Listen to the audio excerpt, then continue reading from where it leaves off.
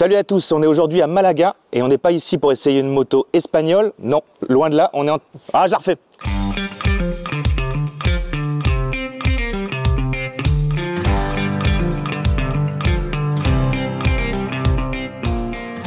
Salut à tous et bienvenue aujourd'hui à Malaga où nous sommes venus essayer non pas une moto espagnole mais une moto mi-indienne, mi-anglaise. J'ai nommé la BSA Goldstar.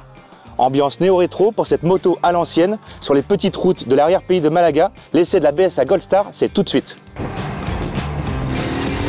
Alors pourquoi Goldstar? Tout simplement parce qu'à l'époque, l'Empire Star, qui était la machine de BSA, a battu les records et a surtout gagné la course à Brookland en 1936. En guise de récompense, ils ont eu une médaille d'or et du coup l'Empire Star a donné naissance à la fameuse Goldstar.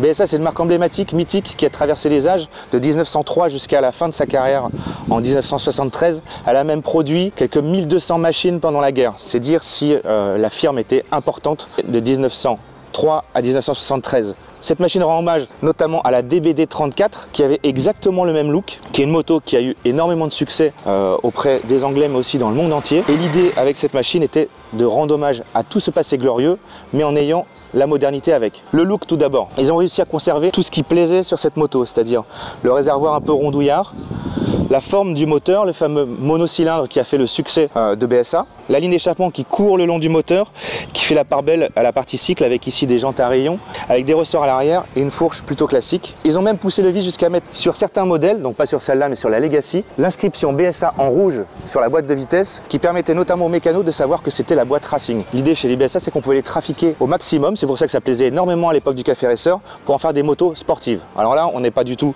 dans l'ambiance sportive. On a là un monocylindre longue course de 652 cm3 qui a une puissance tout aussi relative puisqu'on est à 45 chevaux pour un couple de 55 Nm. Là où c'est intéressant, c'est où est répartie la puissance et où est réparti le couple. On exploite vraiment le moteur sur toute sa longueur, on pousse les rapports parce que sinon on a vraiment une moto qui est vraiment très smooth. À la base, ils ont utilisé une mécanique Rotax qu'ils ont développée ensuite à Coventry chez BSA au siège en Angleterre, ainsi qu'en Inde chez Classic Legend, qui n'est autre qu'en fait Mahindra. Mahindra qui a beaucoup contribué au développement de ce moteur et qui en est assez fier. Dans l'idée, ils ont voulu rendre hommage à BSA comme je le disais et ils ont respecté tous les codes de l'époque. On a un guidon assez large. Quand on est assis, quelle que soit la taille, le gabarit, on est vraiment très bien. Un petit coup d'œil sur les deux compteurs à l'ancienne permet aussi de voir l'hommage à la marque puisque le compteur comme le compte-tour ont les aiguilles qui tournent à l'envers et en plus sont indiquées en km/h mais aussi en miles.